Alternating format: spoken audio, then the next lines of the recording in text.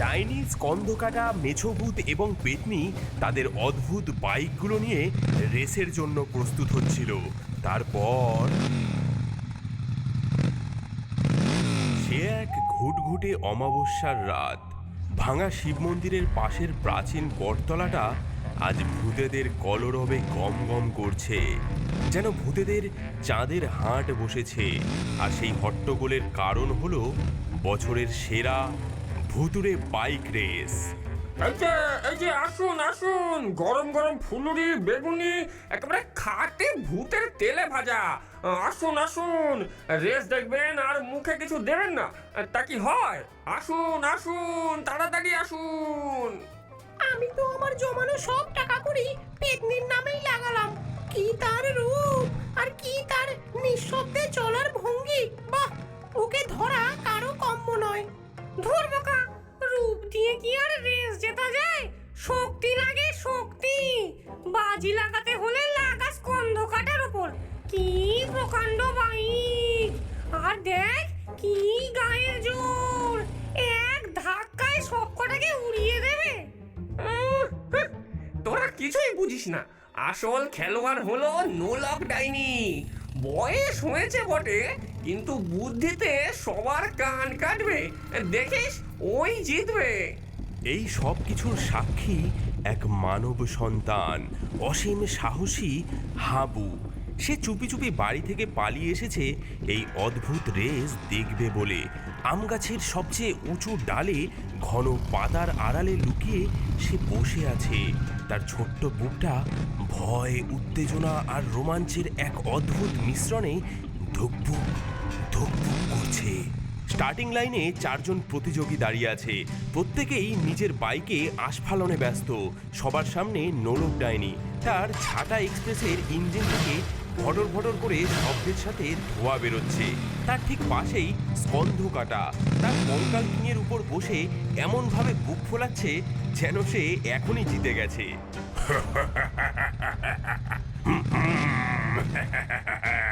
আমার কঙ্কাল কিং এর সামনে আজ কেউ টিকবি না। এর প্রতিটি হার নাম করা পালোয়ানদের, বুঝলি?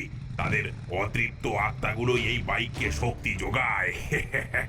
কিরে কিরে ডাইনি বুড়ি, তোর এই মরচে পড়া ছাটায় আজ তেল দিয়েছিস তো, নাকি মাঝপথে ভেঙে পড়ে আমার পায়ের তলায় আসবি?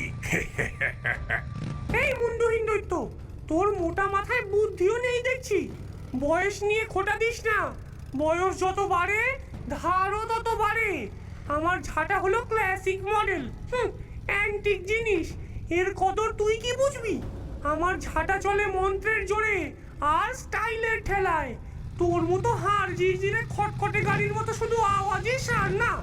তাদের ঝগড়ার মাঝেই তৃতীয় প্রতিযোগী মেছোভূত, সঙ্গে তার ইলিশ রকেট। আমার ইলিশ রকেটের কাছ থেকে একটু দূরে থাকিস সবাই। আজকের মাছটা একেবারে পদ্মার টাটকা ইলিশ। যা গন্ধ না, তোদের মাথা ঘুরে পড়লে আমি কিন্তু কিছু বলতে পারবো না। সব শেষে ছিল সুন্দরী পেতনি। সে কোনো তর্কে গেল না। তার লতাপাতা আর শিকড় দিয়ে তৈরি ফিসফিস ফ্লাইয়ার থেকে কোনো শব্দই আসছে না। শোনো শোনো, হে সাহসী ভূতের দল, শোনো। এই রাতের মহাযুদ্ধের নিয়মাবলী। পথ আগের মতোই, এই বটতলা থেকে বাঁশবাগান, তারপর ধূর্ত দৈত্যদের মাঠ পেরিয়ে শ্মশানের শর্টকাট ধরে গুঞ্জন গুহা পার হয়ে নরবরে কাঠের সাঁকো পেরিয়ে ভাঙা জমিদার বাড়ি। কোনো প্রতিযোগী অন্য প্রতিযোগীর গাড়ি ইচ্ছে করে ভাঙতে পারবে না, তবে বুদ্ধির প্যাচে ফেলতে কোনো বাধা নেই। যে প্রথম হবে সে পাবে মহা পুরস্কার, 1 বোতল খাঁটি জোনাকি পোকার আলো, যা দিয়ে 100 বছর যে কোনো অন্ধকার ঘর দিনের মতো আলোকিত করে রাখা যাবে। এবার দেখাও তোমাদের অলৌকিক ক্ষমতা। ব্রহ্মদৈত্যের কথা শেষ করতেই তিনবার শেয়াল ডেকে উঠল, আর সাথে সাথেই ভ্রুম ভ্রুম ভটর ভটর চারটি বাইক একসাথে তীব্র গতিতে রাতের অন্ধকারে মিলিয়ে গেল। ঝড়ের বেগে চারজন প্রতিযোগী ঢুকে পড়েছে গভীর বাঁশবাগানে, কিন্তু একই ঢোকার সাথে সাথেই সরু বাঁশগুলো যেন জীবন্ত হয়ে উঠল। তারা নিজেদের মধ্যে পথ তৈরি করে এক গোলক ধাঁধা বানিয়ে ফেললো। কোন দিকে যাবি? পথ কই? এদিকে আয়। না না, এদিকে ওদিকে। আমাদের ফাঁকি দেওয়া অত সহজ নয়।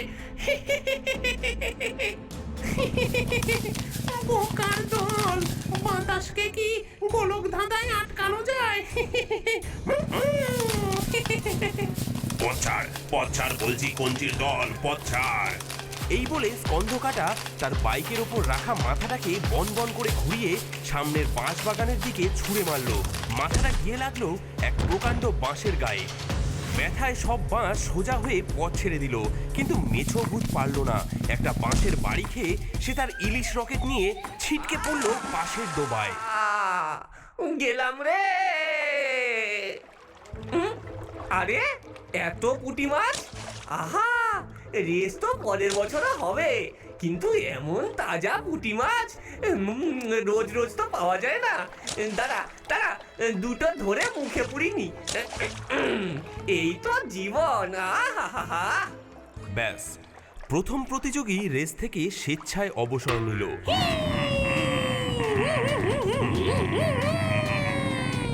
বাঁশবাগান পেরিয়ে বাকি তিনজন এসে পড়ল এক বিশাল ফাঁকা মাঠে। মাঠটা চাঁদের আলোয় অদ্ভুত দেখাচ্ছে। এটাই ধূর্ত দৈত্যদের মাঠ। এখানে বাস করে একদল বেটে নাদুস নুদুস দৈত্য, যারা খুব আমোদপ্রিয় এবং চালাক। তারা প্রতিযোগীদের দেখে আনন্দে হাততালি দিতে লাগলো।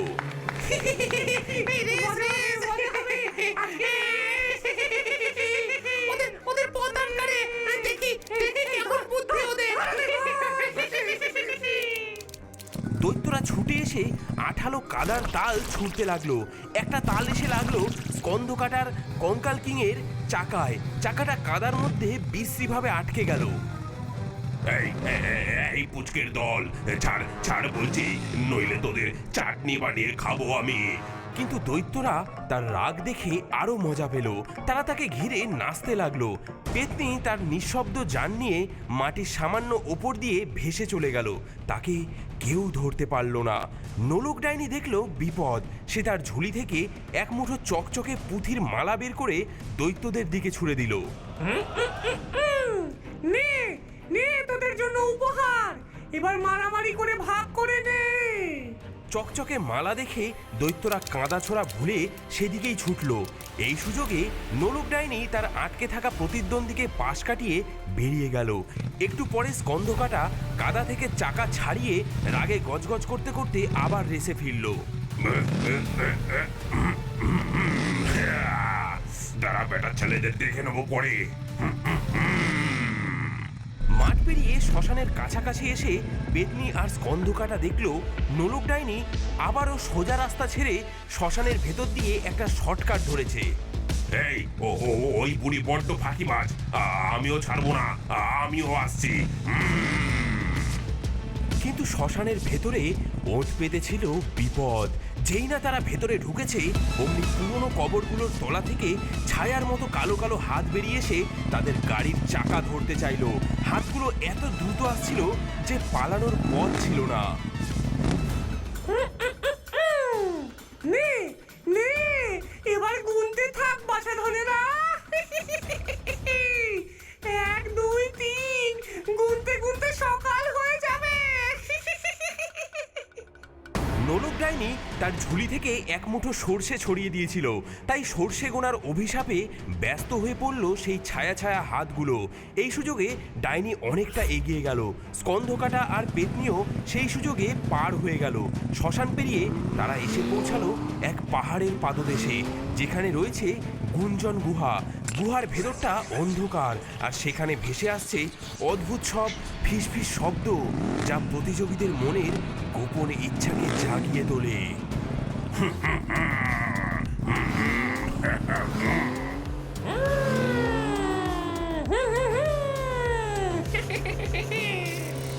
এদিকে আয় স্কন্ধ কাটা।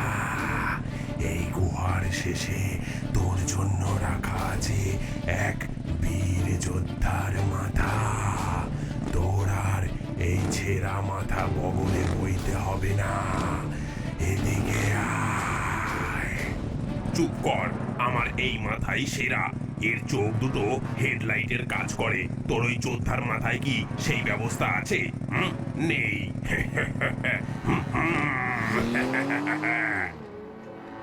সুন্দরী পেতনি, এই এই রেসে দৌড়াদৌড়ি কেন?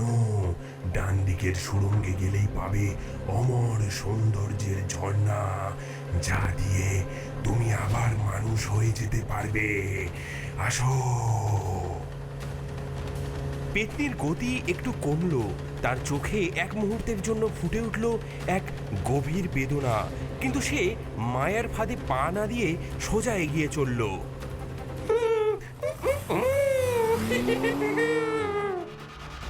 নোলক ডাইনি, তোর ঝাঁটার চেয়েও শক্তিশালী মহাবিশ্বের শ্রেষ্ঠ জাদুর কাঠি আছে বাম দিকের রাস্তায়। আয় আয়। ধ্যাৎ, আমার এই ঝাঁটাই আমার গর্ব। তোদের মতো ফাঁপা আওয়াজকে আমি ভয় পাই না। সে তার কুমড়োর ইঞ্জিন থেকে এক ঝটকায় এত ধোঁয়া ছাড়লো যে গুঞ্জনগুলোর কাশির চোটে কিছুক্ষণের জন্য চুপ হয়ে গেল।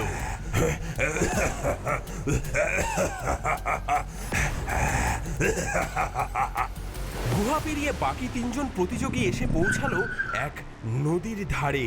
নদী পেরোনোর জন্য ভরসা শুধু একটিমাত্র পুরনো নড়বড়ে কাঠের সাঁকো। সাঁকোর তলার জল থেকে কেমন সবুজ আভা বেরোচ্ছে। নোলক ডাইনি যেই তার ঝাঁটা এক্সপ্রেস নিয়ে সাঁকোর ওপরে উঠেছে, অমনি সাঁকোটা ভীষণভাবে দুলতে শুরু করলো।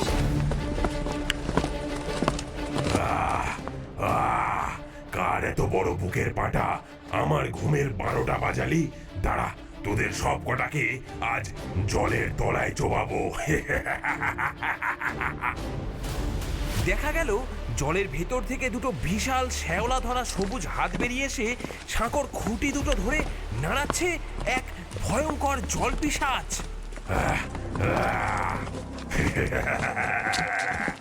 এই এই এই শ্যাওলা ভূত, সাঁকো ছাড় বলছি, নইলে তোর ওই পচা মাথা দিয়েই আমি আমার বাইকের নতুন টায়ার বানাবো। হ্যাঁ বটে, আমার মাথা পচা। দাঁড়া, তোকে তোকে দিয়েই আজ আমার রাতের খাবারটা সারবো। জলপিশাচ আবারও জোরে জোরে সাঁকো নাড়াতে লাগলো, কিন্তু নোলক ডাইনি শুধু মুচকি হাসলো। এই রোগের ওষুধ আছে আমার কাছে। সে তার ঝুলি থেকে একটা জ্যান্ত কাঁকড়া বিছে বের করে জলের মধ্যে ছুঁড়ে দিল। বিছেটা সাঁতরাতে সাঁতরাতে গিয়ে জলপিশাচের হাতে দিল এক বিষাক্ত হুল ফুটিয়ে। ওরে বাবারে, ওরে বাবারে, চলে গেল রে, ওরে বাবারে। যন্ত্রণায় ছটফট করতে করতে জলপিশাচের হাতটা সরিয়ে নিতেই সাঁকোটা স্থির হলো। সেই সুযোগে ডাইনি আর স্কন্ধকাটা ছাই করে সাঁকো পার হয়ে গেল। আর নিঃশব্দ পেতনি সে কখন যে দুলুনি উপেক্ষা করে সবার অলক্ষ্যে পার হয়ে গেছে তা কেউ টেরই পায়নি।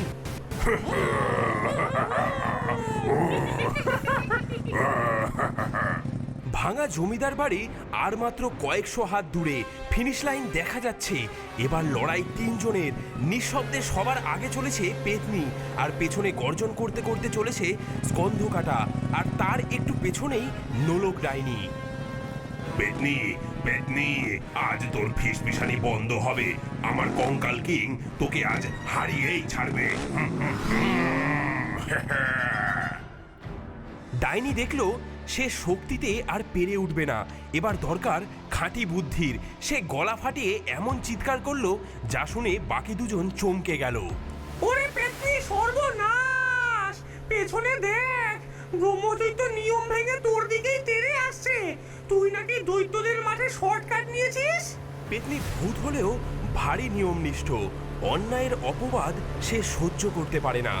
কি অসম্ভব! আমি কোনো নিয়ম ভাঙিনি। সে সত্যি সত্যি পেছনে তাকাতেই তার মনোযোগ নড়ে গেল আর বাইকের গতি কমে গেল। সেই সুযোগে স্কন্ধকাটা তাকে টপকে গেল, কিন্তু ডাইনির চাল তখনও বাকি ছিল। সাব্বাস সাব্বাস বেটা পালোয়ান, তুই জিতবি। আরে তোর মাথাটা খুশিতে কেমন চকচক করছে, একবার দেখ। জয়ের আলোয় তোর চোখ দুটো যেন হীরের মতো জল জল করছে রে। হ্যাঁ, কই কই দেখি দেখি, সত্যি বলছিস? হ্যাঁ। সে আনন্দে আত্মহারা হয়ে তার বাইকে রাখা মাথাটাকে উঁচু করে দু হাতে ধরে দেখতে লাগলো। আর যেই না মাথাটা উঁচু করেছে, অমনি তার বাইকের হ্যান্ডেলের নিয়ন্ত্রণ গেল হারিয়ে। বাইকটা গড়গড়িয়ে সোজা গিয়ে ভাঙা দেওয়ালের ওপর পড়ল। এই সুযোগেই নোলক ডাইনি তার ঝাঁটা এক্সপ্রেসের শেষ টান দিয়ে